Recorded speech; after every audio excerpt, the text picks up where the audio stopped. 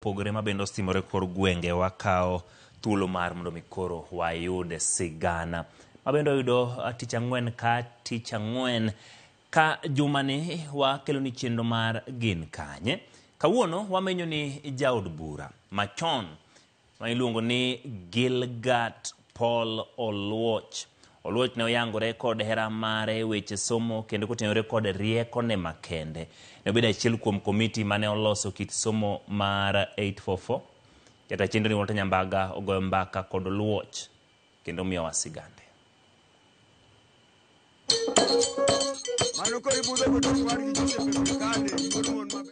Gamarga achiel perporo chiko pradek Paul Gilbert Oluoch nonyuol Maranda kendo chako sombe Maranda Sector School. Kula somi Maranda Sector School.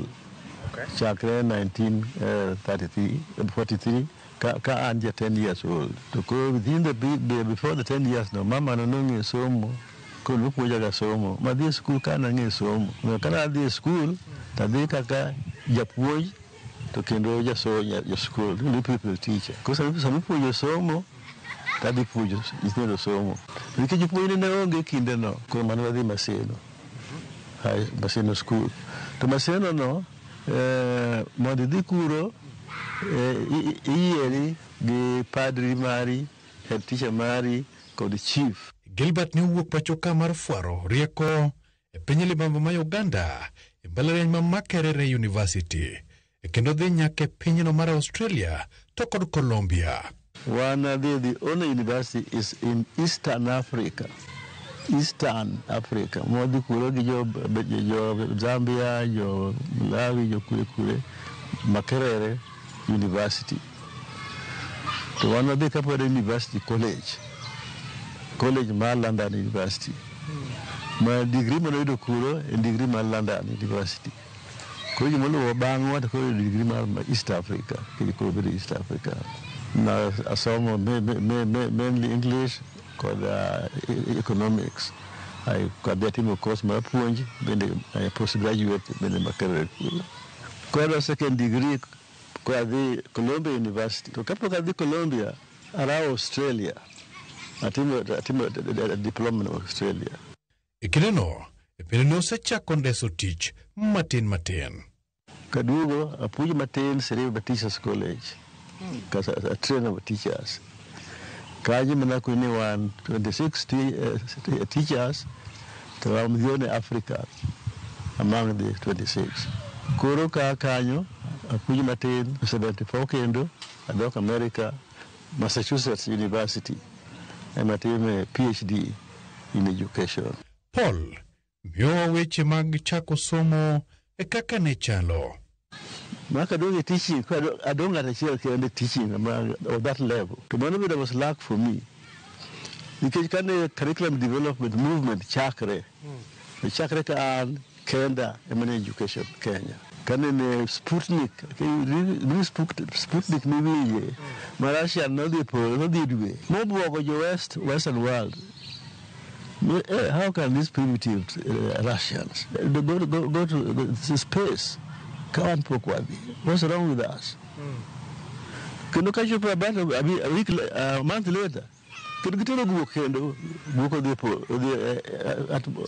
space candle? Most shake the Western world. What you do, Kakama, you study our curriculum, coach our curriculum movement in the Western world. Could on the shell for which colony? Kalore kod lony mane entire godo ne oidho ngas e migao mar somo. The Ministry of Education, Inspector of Mathematics, the KIE as a curriculum developer, a Deputy Chief Inspector of Schools, a the Principal, Teachers College, Kenya Science. Okay. No other university graduates. Okay. So right there. Kuroka Kanyo, as Director of Education. To kapo katipo teacher man director, itira manpower planning. Because need to produce manpower, gaps man tiagi. Could I study the situation of manpower, or teachers, to teachers bila bane, science teachers, kusudi arts teachers, di. Kalore kod tudruok mare kod piny owacho, sirikal ne dwaro yore mag yudo yore mag lego wi ogae mar luo mane en Jaramogi Oginga Odinga kindeno mondo yud yore mag tiyo kod sirikal. Ma ting' mane muoyo miyo Gilbert Oluoch to mana ka okalo kuom Hezekiah Yugi wuon Ogago. Jaluo ni oko ba sirikal thagre kabisa. To jaluo ni ng'ama luo jatelo kaka nonyuoli. Nonyuoli jatelo miluwo. You're not supposed to think. Omiyo kane Jaramogi biro ni ene jatelo. Kuwadibiro tete jafago chongo piny jatelo. Magima wacho e mwatimo. Mondo duru wa yugi banga kadi wije. Mora di bed MP Mabondo. Mondo yuwa Jaramogi ikele serikal. Mondo joluo yudi gimoro. To gima natimo kuba dhika Jaramogi mondi ahoye manyisi gima wadwa. Mikwa sitimo manu yie ni tiyo gi serikal. Kuka muoyo biro lege medala ka through Nyamira Girls School. Kama yaloso biro ne Jaramogi. Mondo Jaramogi yie mondo biro corporation. Machani corporation. Oluoch kane oseyudo lemo mar od bura kendo tudo Jaramogi kod Moi, Oluoch ne oweyo bedo ja od bura kendo yudo lemo mar rakruok kod dhier, lemo mane Daniel Arap Moi omiye. Kura doka ka chairman of Poverty Eradication Commission. Dhi mondi ked gi dhier Oluoch. Pati dhier tia ked kore nadi, an pok nadoji kami ked gi dhier. Tia timo nadi. To shiela ka prathaga praparo to Moi luonga Kabarak. Mulo nyisa gi bodega tem kako nene. Nigi conference ma world conference manigi no wuokie ko do implement. Ko me what to go and do ko atemo. Ko ka job office, the first thing I did to dir ni enango. Oluoch owacho ni omenda mar CDF ne en pache kendo tiyo kod jo od bura mondo ket chik makamano e od bura mamiyo pesano ne chwalo dongruok ne oganda. Kadhi kachako tijino tanongo ni pesa duto mag development mag the country serikal kelo lwet DC. Ku DC mapoko kako neno omiya ng'ato ka ok odwari boko miyi to DC mabiro nyasa ka to ka doka nikech jaluo kro office no jaluo Jaramogi mong'eyo ni gima serikal I don't want so pesa biro te siaka bondo ka to doka jaluo kdwar ko mena kono oyo pesa ge biro tere lwet jopiny to fight mondo jopiny mul pesa no ok ne yot. Makoro atimo ga arrangement gi bunge mondo gipas gi ne bunge mondo bed law koro serikal go chono nyako gi implement. Wapenjo kit gik mane oywaye siasa. Oro mamo ni negore kod Jaramogi. Omiyo koro tijni idwa nadhi atim nikech nokonya yo Jaramogi mondo bi odwa mondo keep away. To sama Jaramogi keep away jaluo te o keep away. Mamo no ne kende. Noedo ka chunyi ne nitie siasa koso. I hate siasa kaka sana. I don't like siasa. Mika na siti mlima duo kidominisi akuni ayuweyo. Siasa Miriambo tufu. You cannot exist without Miriambo. Jimadwari ng'eny, pesa bedo kumi ng'eny, appointments ng'eny.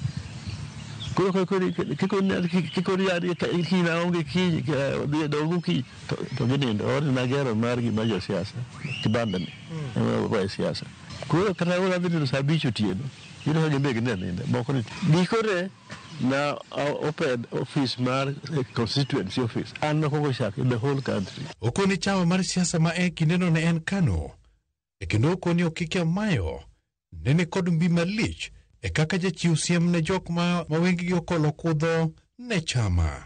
Akeni hiyo keka mae ya disciplinary committee makitima timo yoba ne in-out kori mtu kani nini Nairobi nini flag wakiko mayo nini asho kumashi kumoi ticho bila kuru se chungi kata doko nene intire kod tijene kamano familia mare ne omiyo thuolo malach e ngimane. 58 Makendi.